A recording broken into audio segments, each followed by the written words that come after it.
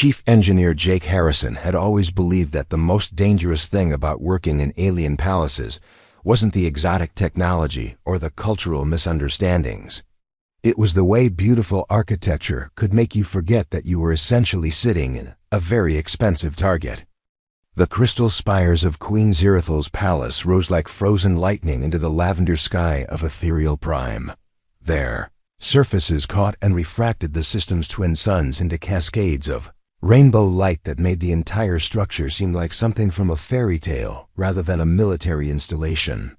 "Gorgeous place to get yourself killed," Jake muttered, reviewing the latest intelligence briefings on his portable display, while standing in what the locals called the Hall of Eternal Radiance. Really spectacularly gorgeous, but still a place where people with big guns are planning to shoot holes in the pretty walls. 8 months of working in the ethereal dominion had given Jake a healthy appreciation for both the beauty of their crystal-growing architecture and the complete inadequacy of their defensive systems. The palace had been built during an era when the Dominion's greatest military challenge was ceremonial honor duels between neighboring houses, not systematic conquest by technologically superior enemies who considered honorable combat a quaint anachronism. The defensive upgrades he'd been installing were state-of-the-art by human standards. But Jake had a sink-in feeling they were going to prove woefully inadequate when the Cathver Coalition finally decided to stop probing the system's defenses and commit to full-scale invasion. The Coalition had been working their way through this sector of space with the methodical efficiency of exterminators, conquering established civilizations through superior technology, brutal tactics, and a complete disregard for anything resembling mercy. "How's the shield integration coming along, Chief?"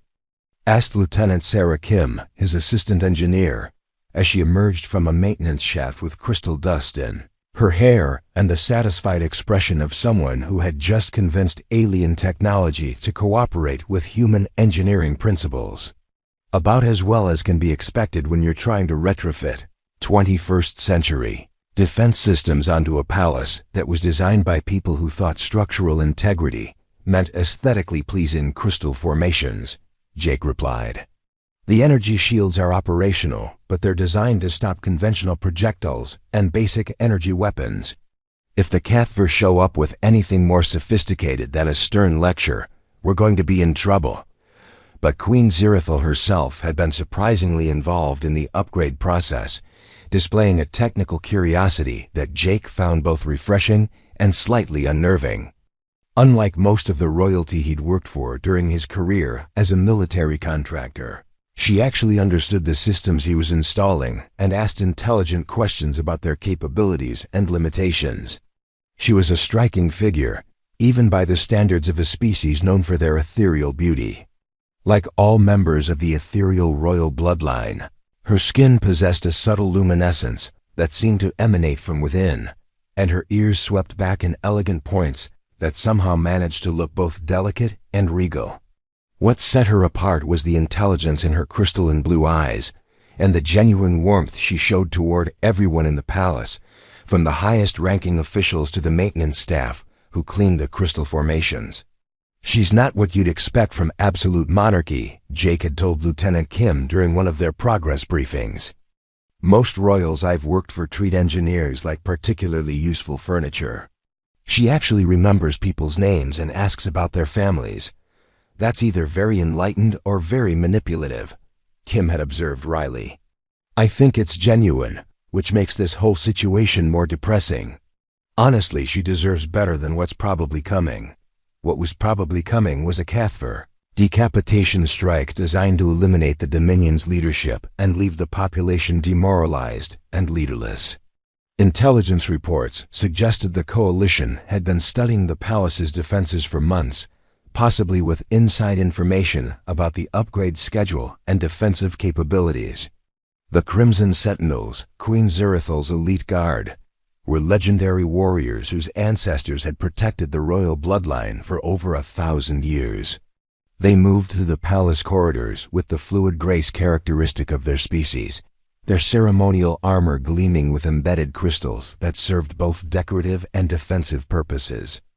Jake had grown increasingly troubled by what he observed during their training exercises and security patrols. The Sentinels were undoubtedly skilled fighters, but their skills had been honed against opponents who followed the same cultural rules of engagement that governed ethereal society. They fought with precision, honor, and restraint, qualities that would be admirable in a sporting competition and potentially fatal against enemies who considered such conventions to be tactical weaknesses to be exploited. Have you ever seen them fight against opponents who don't play by ethereal rules? Jake had asked Captain Velson, the Sentinel's commanding officer, during a security briefing. "The Crimson Sentinels have defended the royal house for a millennium," Velson had replied, his tone suggesting that the question itself was borderline insulting. "Our courage and skill are beyond question." "I'm not questioning your courage or skill," Jake had said carefully. "I'm asking about your experience with enemies who don't share your concepts of honorable combat. The Cathver don't issue formal challenges or fight fair. They use overwhelming force, terrorist tactics, and psychological warfare designed to break enemy morale before the real fighting begins." Velson's elegant features had shifted into what Jake recognized as the ethereal expression of polite dismissal. "We have prepared for all contingencies, Engineer Harrison. The palace defenses are more than adequate." That conversation had taken place 3 weeks ago, and every intelligence update since then had made Jake more certain that adequate was not going to be sufficient. When the coalition finally made their move, they had systematically eliminated every other major power in this sector, and their success rate suggested they were very good at identifying and exploiting the psychological weaknesses of their enemies. As Jake made his final checks on the defensive grid, he found himself hoping that his pessimistic assessment was wrong. Maybe the Sentinel's legendary courage would prove stronger than his engineering calculations suggested. Maybe the upgraded shields would hold longer than his worst-case scenarios predicted. Maybe the coalition would find a more attractive target and leave the Dominion alone. The explosions that shattered the crystal walls at dawn the next morning proved that maybe wasn't going to be enough. The first explosion came at 5:47 local time, shattering Jake's sleep and the illusion that the palace's defensive systems would provide adequate warning of incoming threats. The crystalline walls of his quarters rang like enormous bells as shock waves cascaded through the structure, and his emergency communicator immediately began screaming alerts in both standard and the melodic tones of ethereal common. "Well," Jake said to nobody in particular as he rolled out of bed and grabbed his emergency kit, "so much for maybe." The engineering control center had become a chaos of flashing displays and urgent alarms. Each screen showed a different section of the palace under assault. Kinetic penetrators had punched through the outer crystal layers, followed by boarding pods that disgorged armored Cathver troops. The invaders moved with ruthless efficiency, their plasma rifles cutting down sentinels who tried to form defensive lines in the grand corridors. Jake sprinted toward the throne chamber, knowing that was where the Queen would be. Protocol demanded she remain there during an attack, surrounded by her guards, issuing commands from the heart of the palace. But the reports flooding in suggested the Sentinels were already faltering. The Cathver weren't fighting honorably. They were using suppression fields to disorient the ethereal's sensitive nervous systems, flashbangs tuned to their visual spectrum, and targeted sonic disruptors that turned their graceful movements into stumbling chaos. By the time Jake reached the outer antechamber to the throne room, the battle had turned into a rout. Crimson Sentinels, warriors who had sworn oaths to die before allowing harm to come to their queen, were fleeing. Some ran with weapons still in hand, shouting orders to regroup that no one seemed to hear. Others simply bolted, their legendary discipline crumbling under the weight of an enemy that refused to engage on equal terms. Jake pushed past a pair of guards who were dragging a wounded comrade toward an escape passage. "The Queen!" he shouted. "Where is she?" One of them, a young sentinel whose armor was scorched and cracked, met his eyes for a moment. Shame flickered across the ethereal's luminous features before he looked away. "The throne chamber. But the Cathver are inside. We cannot hold." Then he was gone, vanishing into a side corridor with the others. Jake didn't hesitate. He keyed open the massive crystal doors to the throne chamber, stepping into a scene of controlled pandemonium. Queen Zirithel stood at the center of the raised dais, her royal robe shimmering under the emergency lighting. Her personal guard, once a full company of 20 elite sentinels, had dwindled to 4, and even those were backing toward the private evacuation lift, weapons raised against the Cathver breaching team that had just blown through the far wall. The Queen turned as Jake entered, her crystalline eyes widening slightly in recognition.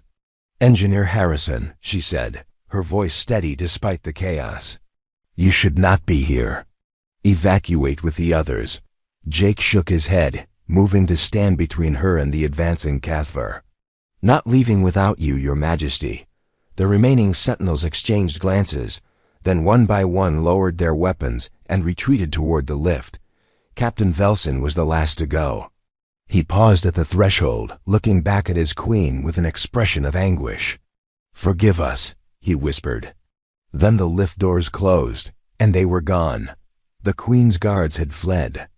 Now only a human engineer stood between Queen Zirithel and the enemy horde pouring into the chamber. Jake raised his sidearm, a compact plasma pistol he'd kept for just such emergencies, and met the Queen's gaze one final time. "Stay behind me," he said simply. And in that moment, with the palace crumbling around them, he prepared to shield her with his own body. The Cathver breaching team advanced with mechanical precision, their segmented armor reflecting the dying rainbow light from the shattered crystal ceiling. Each soldier moved in perfect synchronization, plasma rifles held at low ready, scanning sectors with helmet-mounted targeting arrays that glowed faintly red in the smoke-filled chamber. Their leader, a towering figure whose armor bore the jagged crimson sigil of a Cathver strike commander, raised one gauntlet hand. The squad halted instantly. Jake Harrison stood alone on the dais steps, plasma pistol gripped in both hands, barrel trained on the commander's chest plate. His heart hammered against his ribs so hard he could feel it in his throat, but his hands were steady. Years of emergency drills on deep space rigs, firefights during pirate boardings, and one very bad night on Rigel 7 had taught him that panic was a luxury he couldn't afford right now. Behind him, Queen Zirithel remained perfectly still. Her luminescence had dimmed slightly, not from fear, Jake realized, but from the suppression fields the Cathver were deploying.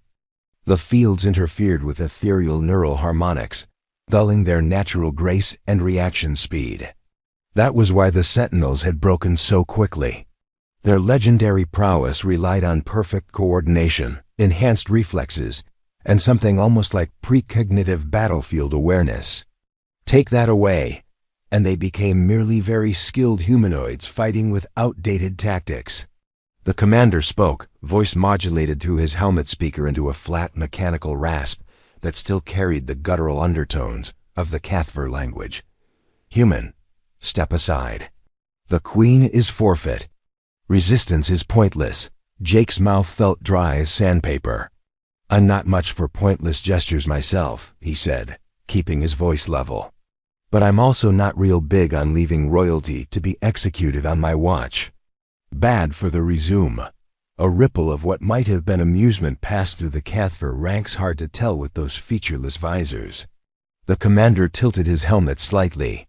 "You are not military, engineer. Your weapon is sidearm grade. You will die in approximately 4 seconds if you do not comply." "4 seconds is longer than you think when you're the one counting," Jake replied.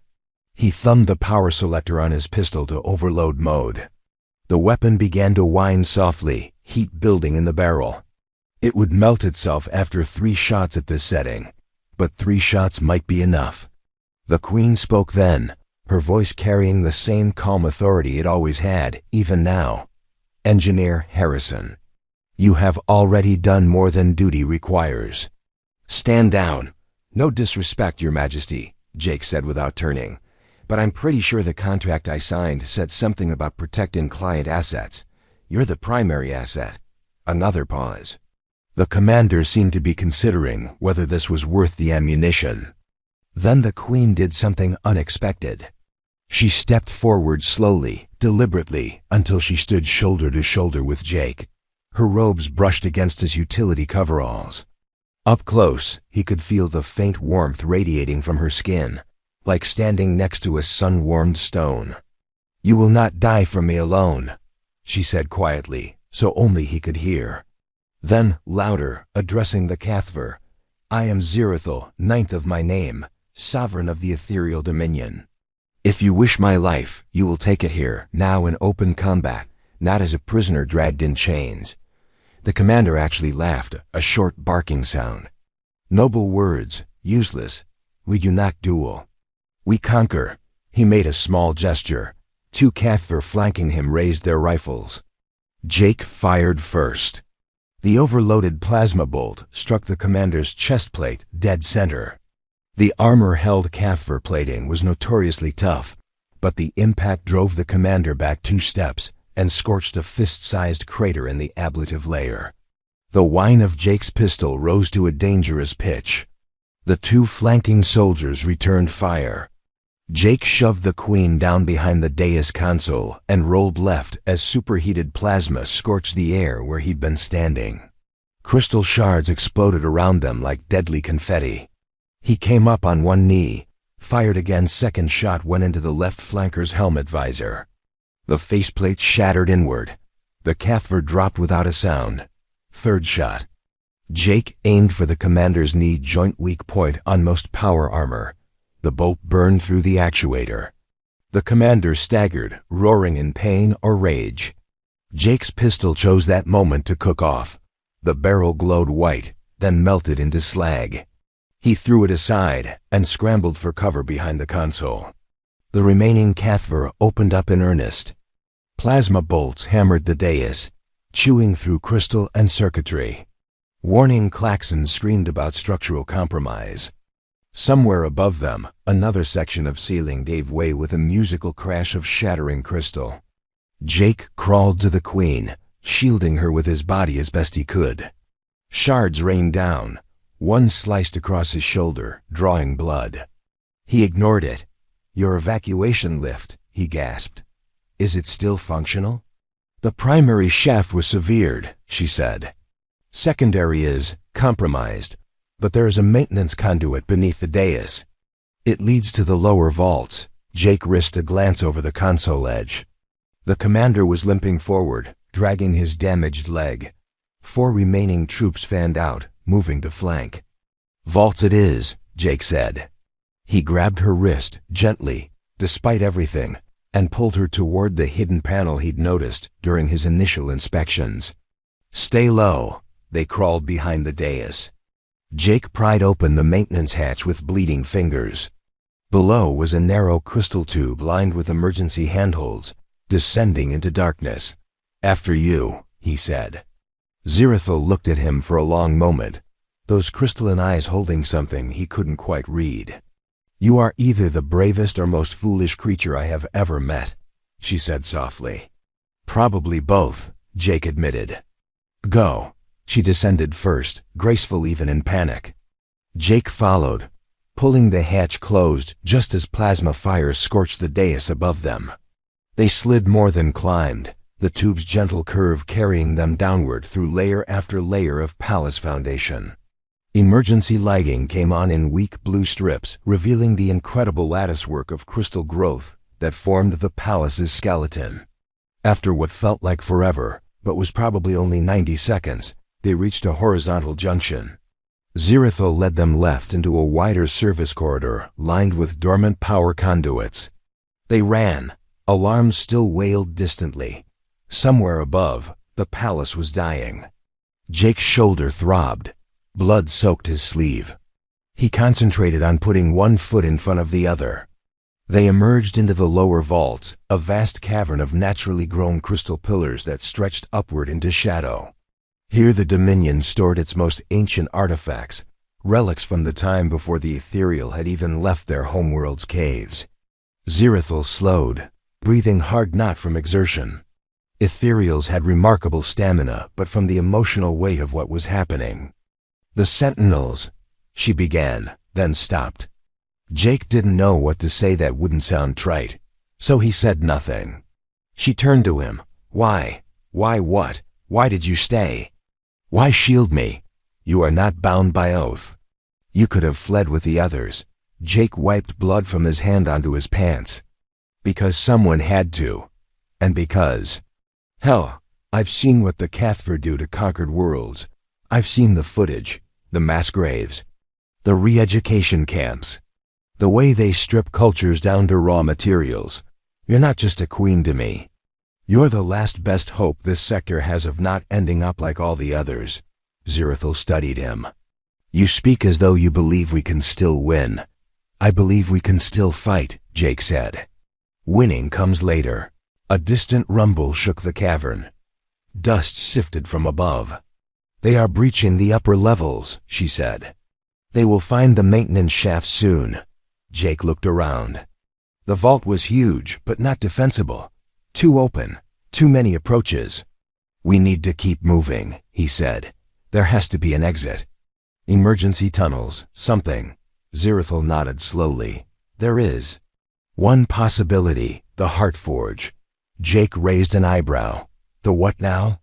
The ancient forge at the core of the Palace Mountain, where the first crystals were grown. It is sealed. Has been for centuries, but if we can reach it, there may be weapons, defenses, things even the Cathver do not know exist. Jake gave a tired laugh. Of course there is. Every good fairy tale castle has a secret doomsday device in the basement. It is not a device, Zirathil said seriously.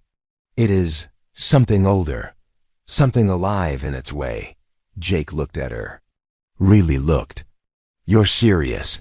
Completely. Another explosion closer this time. Well, Jake said. Lead on, Your Majesty. Looks like we're going deeper. The Heart Forge lay deeper than Jake had imagined possible. What began as a narrow service tunnel soon opened into natural caverns where the mountains, living crystal had been allowed to grow unchecked for millennia. Pillars thicker than starship hulls rose from floor to unseen ceiling, their surfaces pulsing with slow, almost imperceptible inner light, like the slow heartbeat of something vast and patient. The air grew warmer the farther they descended, carrying a faint metallic tang and the low thrum of geothermal energy. Emergency strips had long since failed here.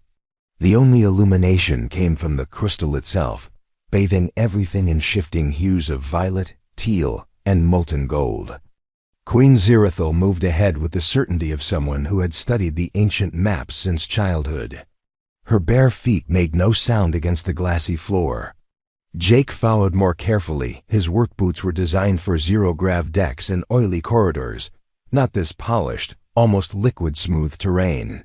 His wounded shoulder had stiffened into a dull fire, but adrenaline and the simple need to keep moving dulled the worst of it. Every few minutes a distant tremor rolled through the stone, another section of the palace collapsing far above them. Each shock sent fine crystal dust drifting down like snow. How much farther? Jake asked, voice echoing strangely in the cavernous space.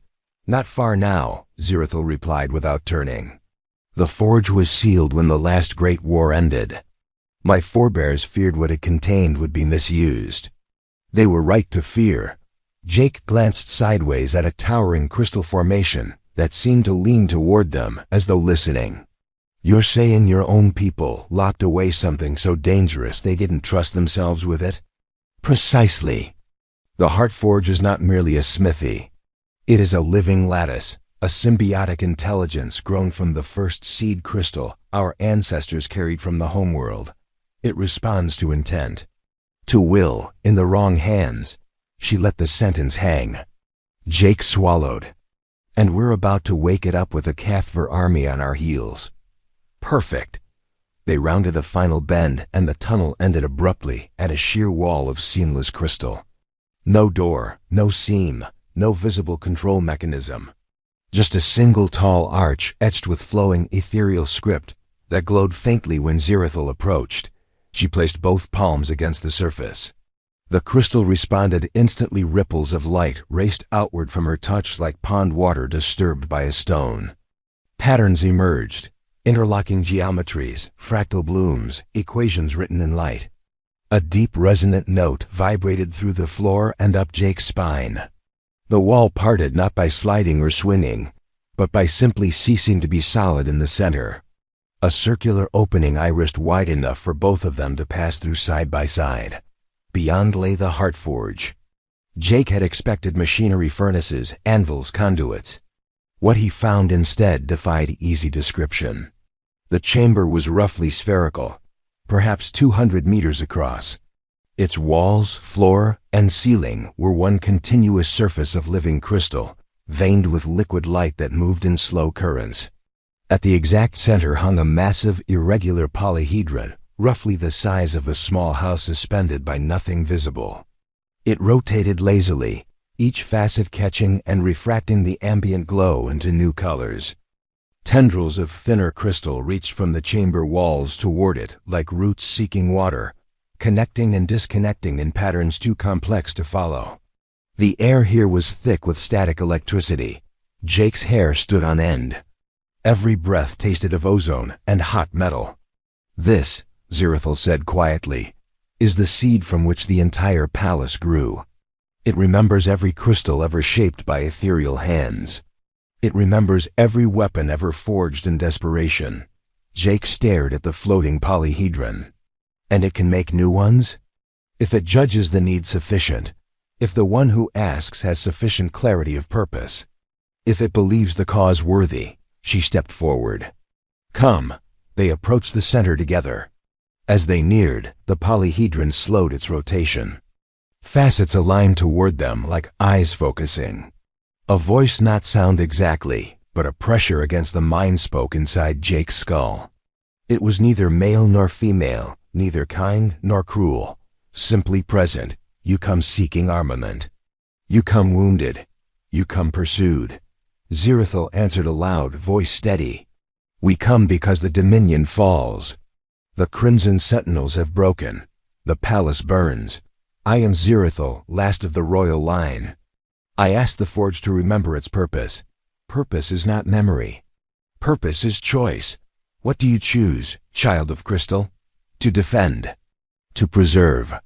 To give my people one final chance." The polyhedron pulsed once bright enough that Jake had to shield his eyes. When the light faded, smaller crystals began detaching from the chamber walls. They floated toward the center, merging with the main mass, reshaping themselves. The process was silent, eerily beautiful, like watching time-lapse footage of coral growth, played at impossible speed.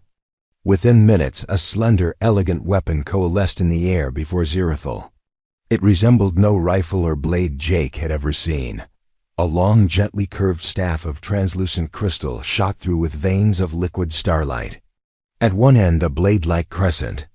At the other, a flared emitter that pulsed in time with Zirathel's breathing. She took it reverently.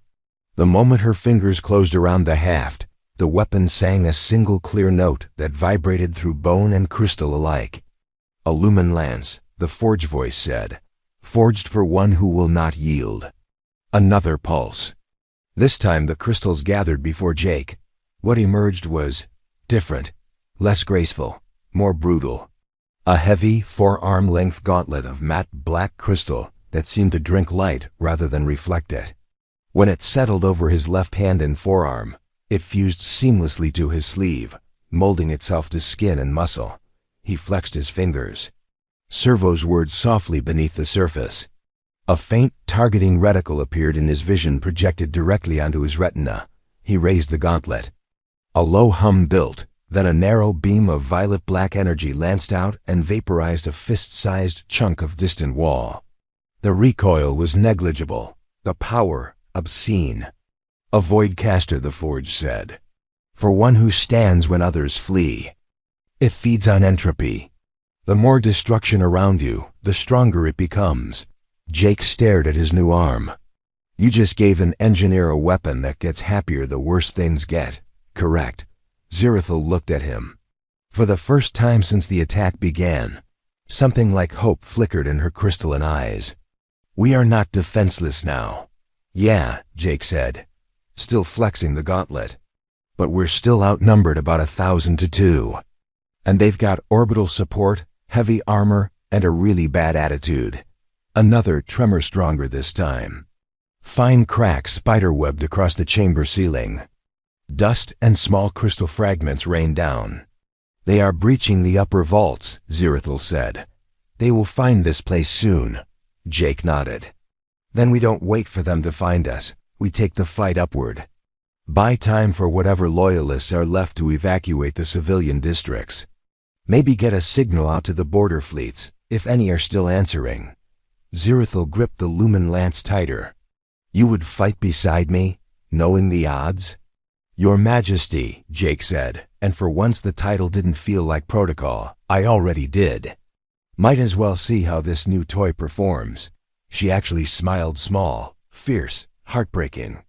"Then let us remind the Cathver what it means to face ethereal resolve backed by human stubbornness." They turned together toward the entrance. The Forge voice spoke one final time, softer now. "Remember this. I do not create victory. I create possibility. What happens next is yours." The iris doorway resealed behind them as they stepped back into the tunnel.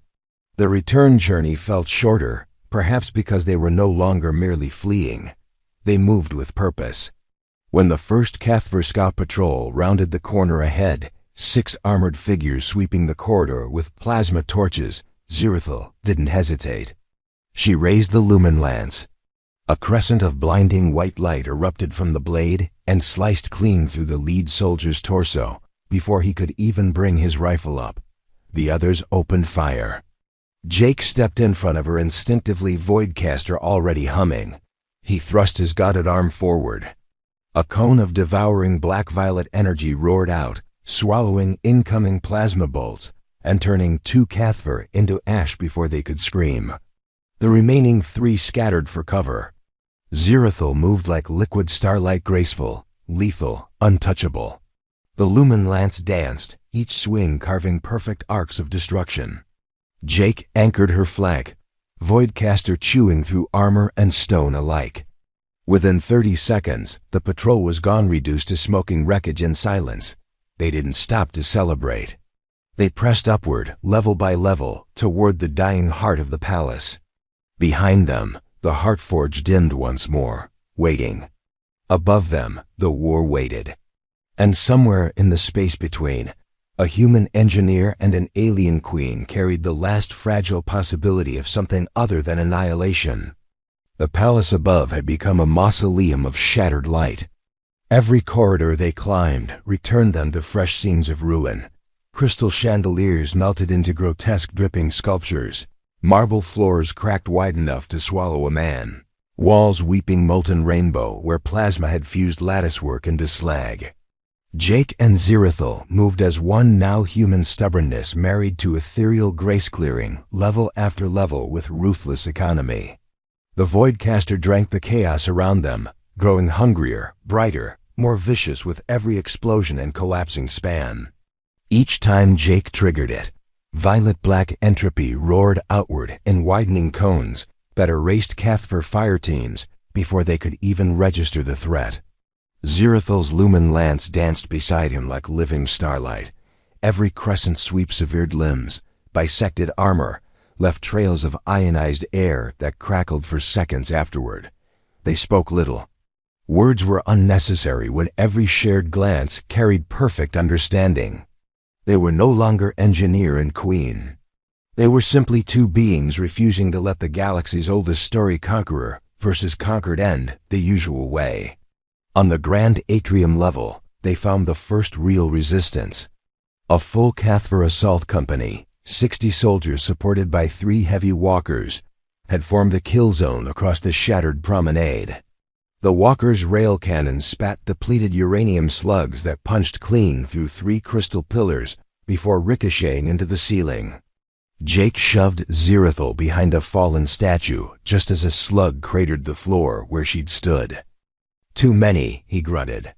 "We can't slug it out here." She met his eyes. "Then we do not slug. We burn." Before he could protest, she stepped into the open. The lumen lance flared supernova bright. A single sweeping arc released a crescent wave 20 meters wide, pure coherent light, edged with something hotter than plasma. It carved through the first walker's cockpit, through the second's reactor housing, through the third's leg actuators in one continuous stroke. All three machines toppled in eerie silence, trailing arcs of molten metal. The infantry opened fire in panic. Jake rose beside her, Voidcaster screaming. He didn't aim. He simply pointed and let entropy feast.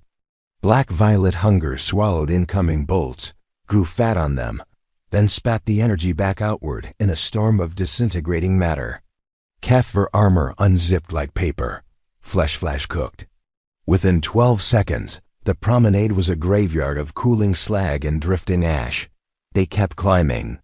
The throne chamber, once the brightest jewel of the palace, was now a smoking ruin open to Ethereal Prime's lavender sky.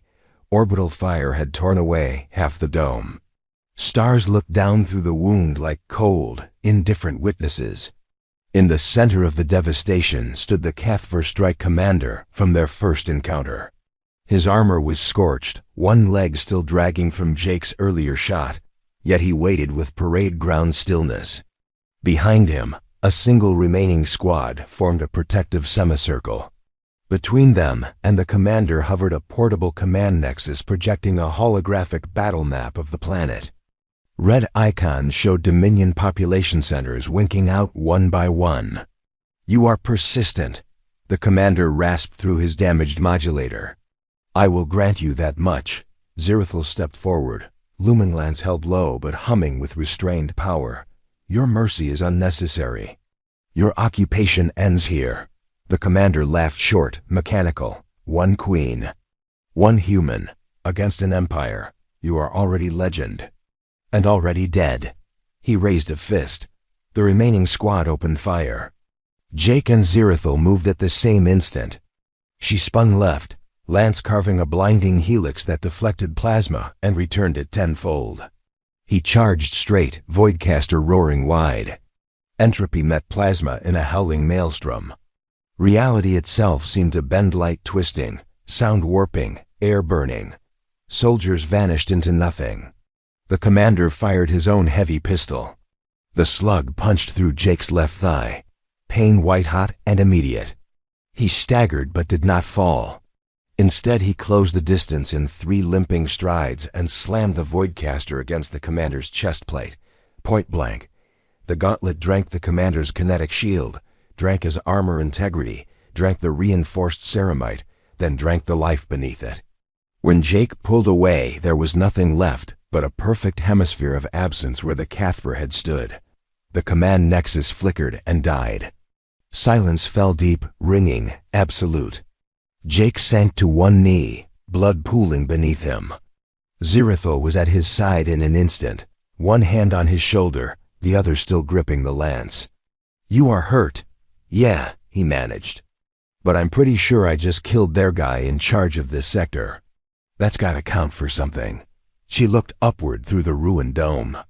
Far above, Cathver dropships were already breaking orbit, streaks of fire retreating toward their carrier groups. The holographic map had shown the truth before it died.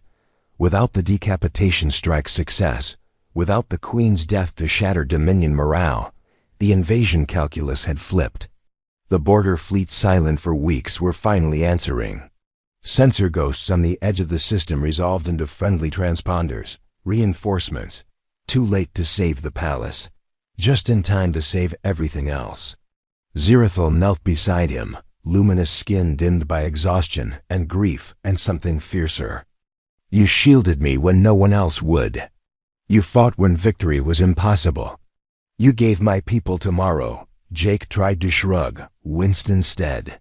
"Just doing my job, Your Majesty. Engineering's all about solving problems." Turns out the biggest problem was attitude. She touched his cheek, gentle, deliberate. For the first time he noticed how warm her hand felt against human skin. "Not anymore," she said softly. "Not engineer. Not contractor. You are ethereal now, by choice, by deed. By blood." She pressed her forehead to his a gesture he had seen only in private royal ceremonies. Light flared between them, soft and golden, passing from her into him.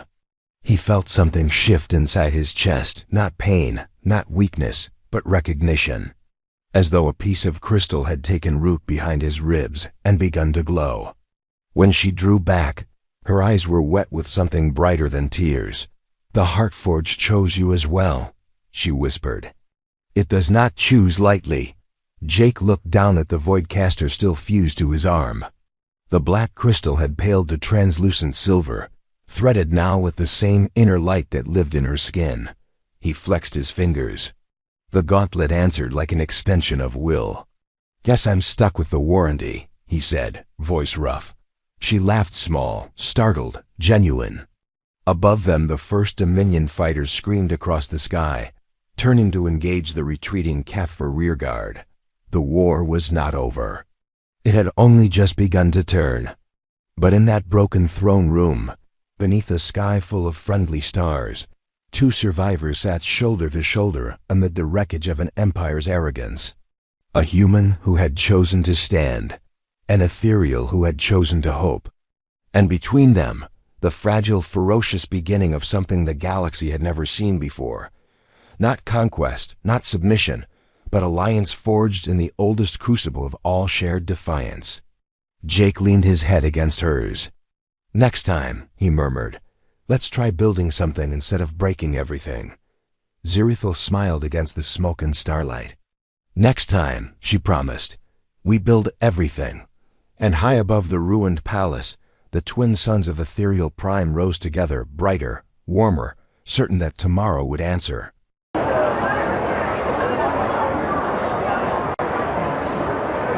Mira, Dora la Exploradora, pero mamadísimo.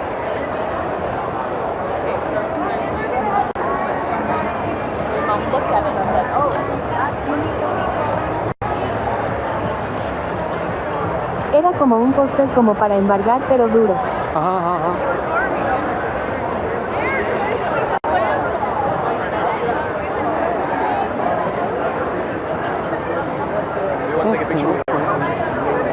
Mira una Robin. You know what I should have brought?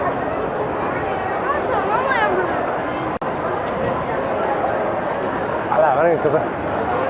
Nalgótica. A la verga, nalgona. Eso dicen los shorts, güey. Yo no estoy diciendo eso dicen los shorts. Yo no fui.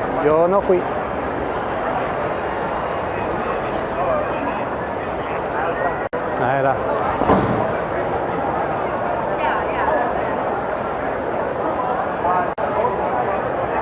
Para pegarle a esa madre. A la verga, ¿dónde está el tote?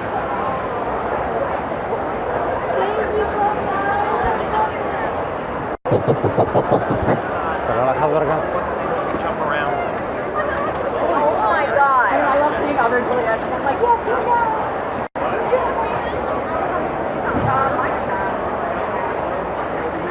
Una calabaza de gara, cabrón.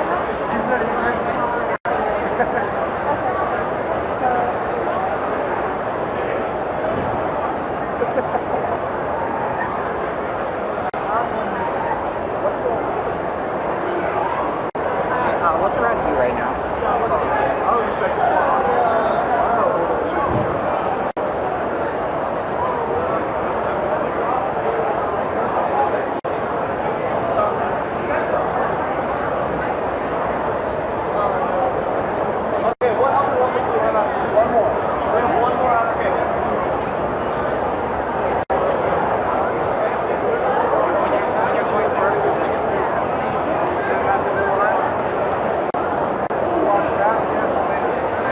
Creo que se fue la señal, bueno, no sé si me ven todavía, pero se fue la señal.